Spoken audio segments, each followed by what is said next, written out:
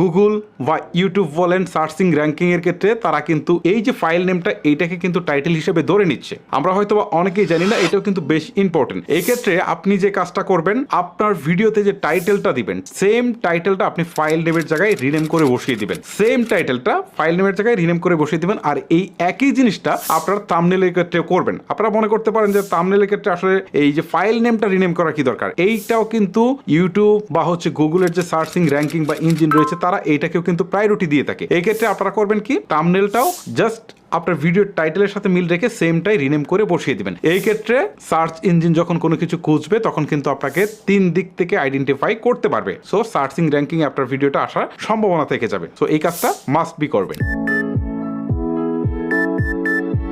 একটা ভিডিওকে searching ranking নিয়ে আসার জন্য ট্যাগের যে আসলে কতটা ভূমিকা রয়েছে সেটা হয়তোবা অনেক ইউটিউবাররা জানেন, আবার নতুন ইউটিউবার যারা রয়েছে তারা হয়তোবা অনেকেই জানেন না। অনেকে ভালো